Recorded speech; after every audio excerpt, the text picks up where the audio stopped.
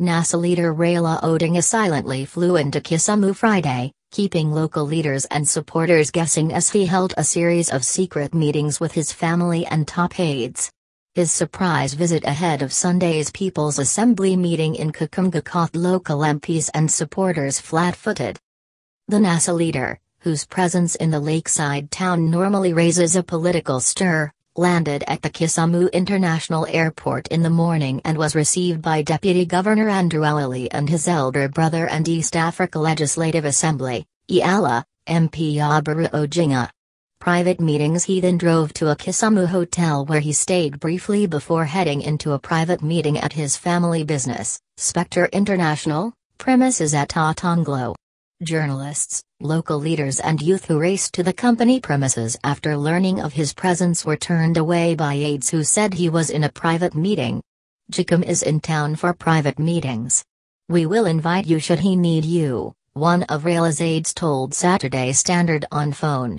Although the NASA leader spent most of the time in closed-door family meetings, sources said the Sunday rally in Kakamega was also discussed. They will also discuss the People's Assembly timetable and the Sunday meeting which will pave the way for countrywide activities, said the source. Raila and NASA co-principal Kalonzo Musyoka are expected to take oath of office as the People's President and Deputy President respectively on January 30 in Nairobi. On Thursday, NASA released a timetable for People's Assembly meetings across the country and announced the formation of an Assumption of Office committee expected to coordinate the oath-taking plans. Raila was also expected to meet some close advisors and MPs Friday ahead of the Kakamega rally. Some MPs allied to NASA insist that Raila and Kalonzo must take oath of office as planned. Speaking Friday, MPs Otonglo, Kisumu West, Otonglo, Nyando, Anthony Aluak, Mathare North, Vincent Kemisi, West Mugai Rango, Mark Nyamata, Uriri, and Godfrey Asotsi, nominated, said they expect the NASA leader to be sworn in this time round. But the NASA leadership clarified that Raila will not be sworn in as head of state and that he will not occupy State House but will operate as the supreme ruler respected by Kenyans. The sovereign power lies with the people. This is why we want to swear in Raila as the people's president with the people's mandate to rule over them, said Otonglo. The NASA move, they said, will usher in a new form of government anchored by the concept of the sovereignty of the people. He will be crowned as the father or patriarch of the nation and not as the president of Kenya, asserted Otonglo.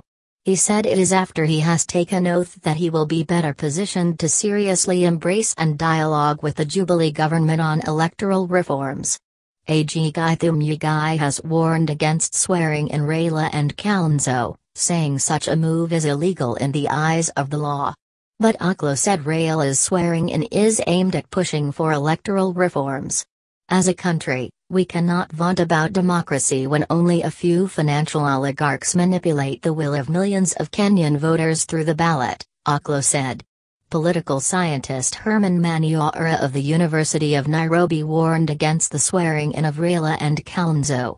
He said doing so would be courting political disaster. I would rather Jubilee and NASA leaders sit and agree than push this country into bloodshed, said Dr. Manyora. He claimed that playing hard will not solve the current political impasse. No country can move ahead if a significant stake of the population is pulling apart, he said. Manyora also warned that the country could slide into anarchy if the current stalemate is not resolved.